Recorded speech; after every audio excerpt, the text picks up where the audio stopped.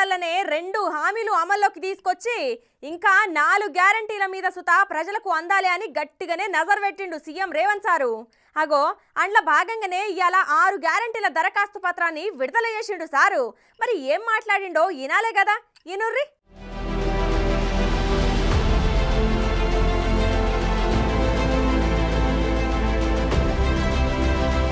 6 గ్యారంటీల దరఖాస్తు పత్రాన్ని ముఖ్యమంత్రి రేవంత్ రెడ్డి సారు విడుదల చేసిండు.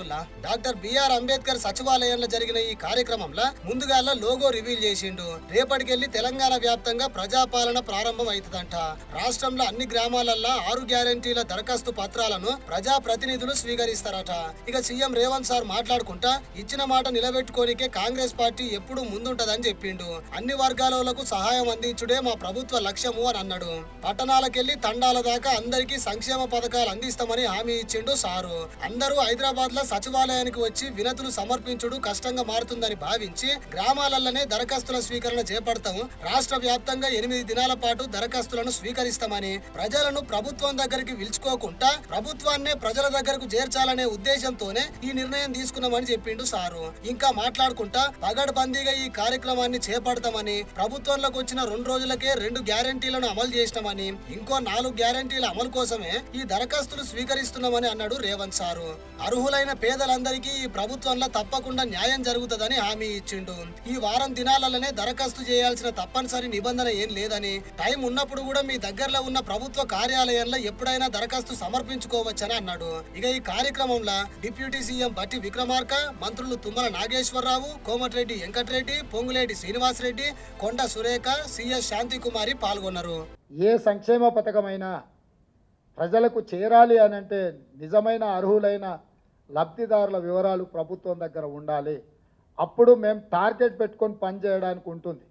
ఒకవేళ గ్రామ సభలో అప్లికేషన్లు ఇవ్వలేకపోయిన వాళ్ళు గ్రామ పంచాయతీలో కూడా ఈ పని దినాలలో ఇచ్చుకునే విధంగా కూడా ఏర్పాట్లు చేస్తున్నాం.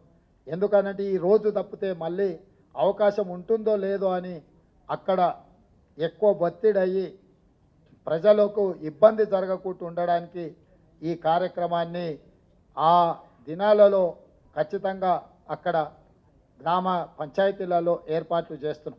అదేవిధంగా భవిష్యత్తులో కూడా నిజమైన లబ్ధిదారులు ఎవరైనా అప్లికేషన్ పెట్టుకోకపోతే తర్వాత ఎంపీడీఓ ఎంఆర్ఓ ఆఫీసులలో కూడా వాళ్ళు ఇవి తీసుకెళ్ళి ఇచ్చుకునే అవకాశం కల్పిస్తాం.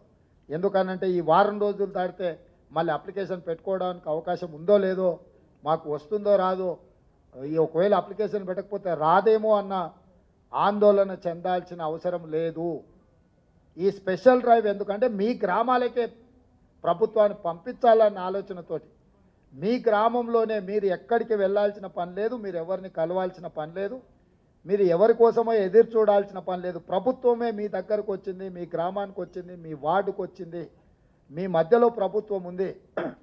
ఈ ప్రభుత్వం మీది, మీకోసమే ఏర్పడ్డ ప్రభుత్వం.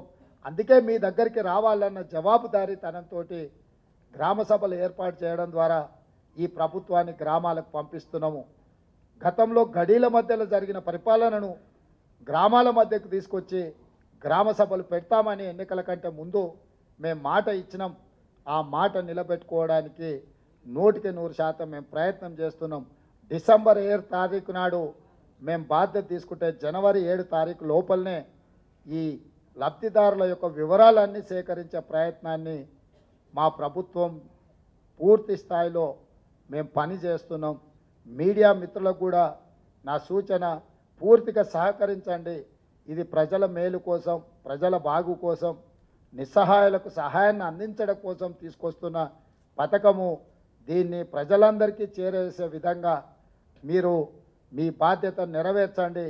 మీరు మేము కలిసి పనిచేస్తే ప్రభుత్వం యొక్క పథకాన్ని ప్రజలకు చేరవేయాలంటే అనుసంధానకర్తలుగా వ్యవహరించాల్సింది మీడియా మిత్రులే. ప్రజలకు ప్రభుత్వానికి మధ్యలో వారధిగా నిలబడండి. ఈ సమస్యల పరిష్కార సారథులుగా మారండి.